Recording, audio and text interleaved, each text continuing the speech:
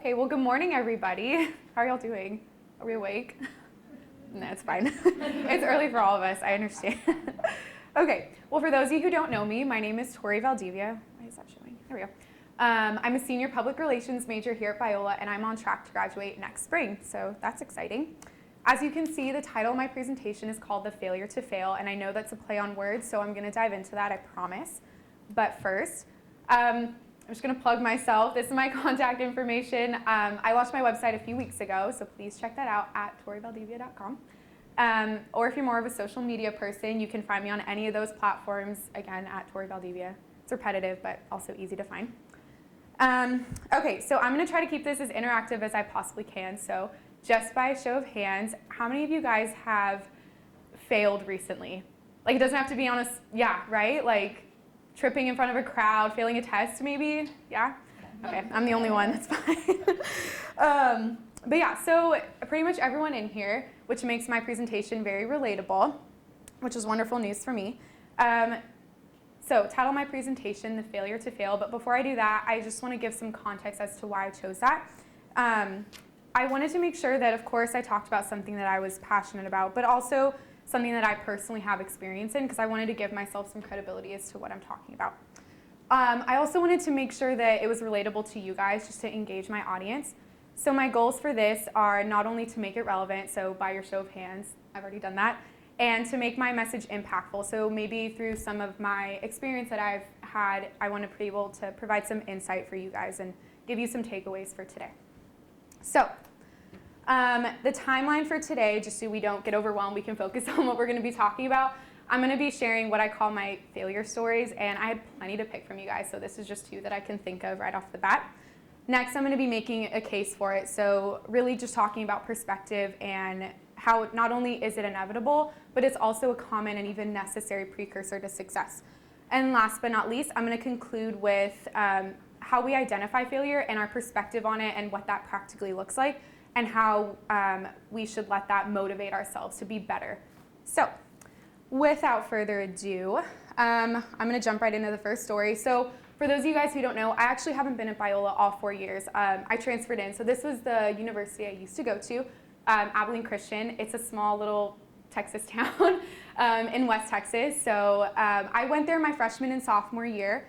And the main reason I did that was because I received a softball scholarship to play, which is actually going to be the focus of my story. So I just put some pictures up there so you guys can get a feel for that. Yeah, so like most college athletes, I started playing since I was a kid, ever since I can remember. And I decided in middle school to start playing, or to start pursuing playing softball in college. So basically, all my time and energy kind of went towards that. I spent, I did year-round softball for 8 or 9 years, I think, and just worked really hard to get that scholarship. So my goal from day one was simple. I wanted to play Division I. I wanted to compete with the best. And so ACU really was that for me. It encompassed everything that I had worked for. And yeah, I was able to achieve that. So to this day, I still consider it one of my biggest accomplishments that I've had, just because I worked for years and years at mastering my craft, if you will, and I was able to do that.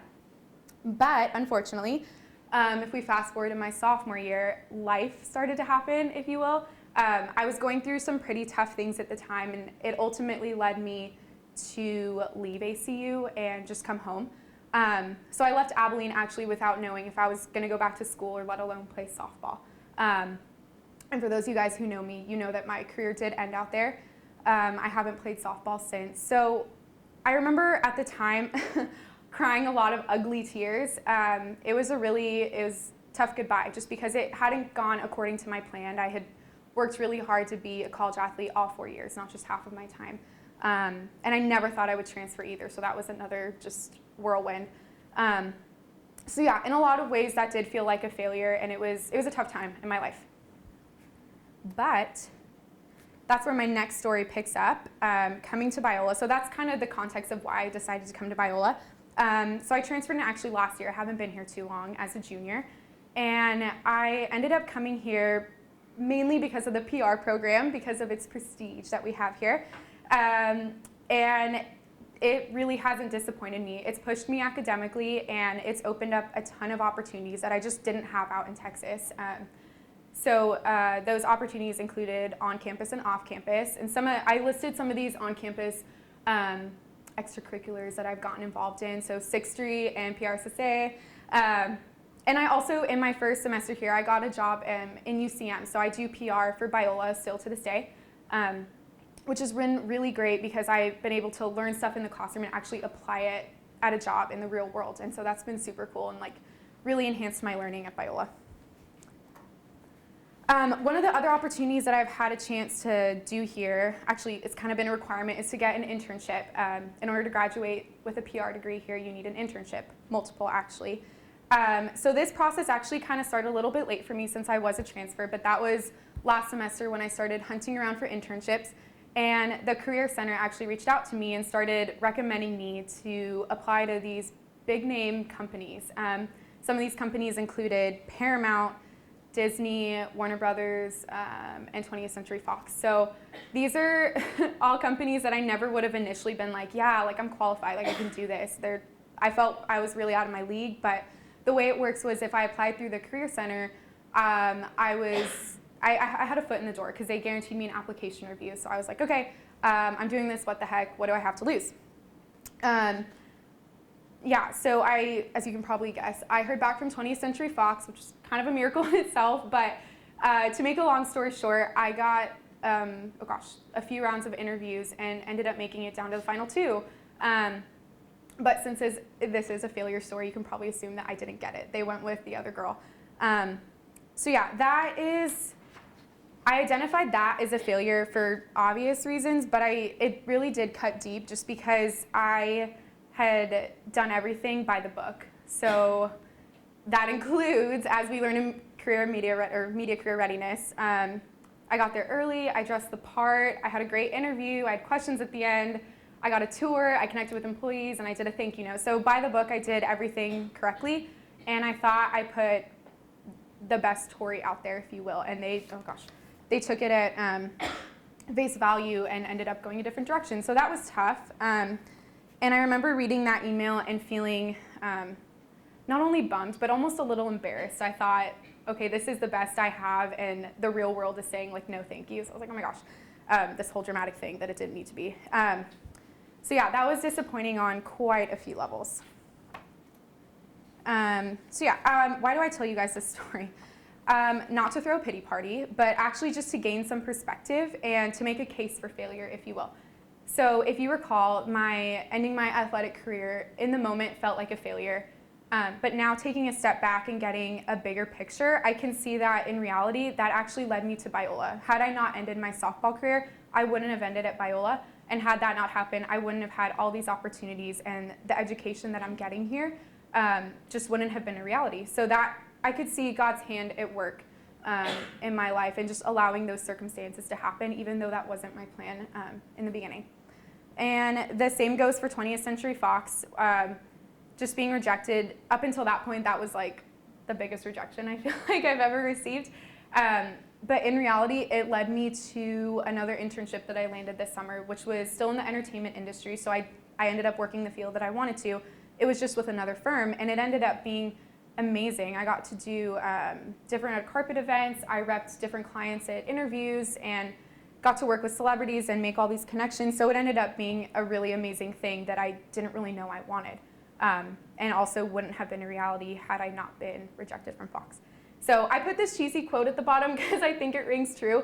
But when one door shuts, another one opens. So there you go. Okay, so I think just to kind of encompass all of this, not only do I think failure or rejection or making mistakes is inevitable, it's 100% going to happen. If you guys haven't experienced it on a big scale yet, it's coming. But I think I'm not really here to tell you that it's okay or that it doesn't hurt or any of that. I'm not here to sugarcoat it for you. I'm here to tell you that it is going to happen, but it's up to us and our perspective on how we're going to react to that. Like my quote said on the last slide, when one door shuts, another one's going to open. So if you take that rejection and failure and you sit with it and you don't really pursue any other options, then that really is a failure because you're not bouncing back from it like you should. So yeah, my third bullet point up here, your reaction will dictate if it was a failure or if it was a change in direction. And I think I can look back on those experiences and I know my emotions and my feelings were valid in that moment, and that's totally fine. But if I was just gonna like sit there and wallow in it, then that's not okay. I needed to like come back from that, I guess. And so that's why I say what I do.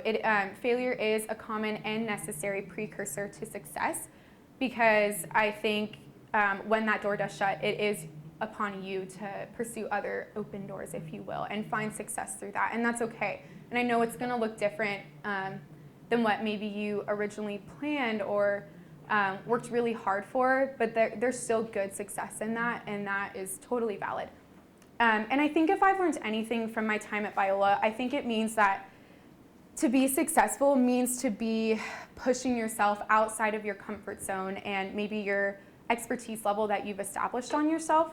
And maybe that will result in experiencing failure. And I know firsthand it has resulted in experiencing failure when I pushed myself. But that's okay.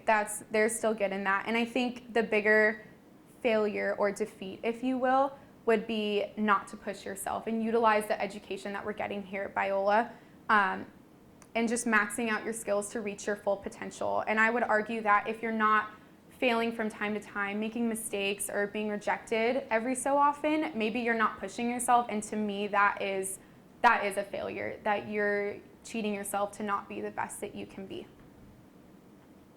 Okay, so in conclusion, it is said that Edison failed over 6,000 times before perfecting the working light bulb. And I don't think he planned that to fail that many times, but I also don't think he didn't let it stop him. He let it guide him to make the first light bulb. And that didn't come by accident. That was really hard work that he had to do to achieve that. So as the saying goes, fail early, fail fast, and fail often, because you never know where it'll lead you. Thank you.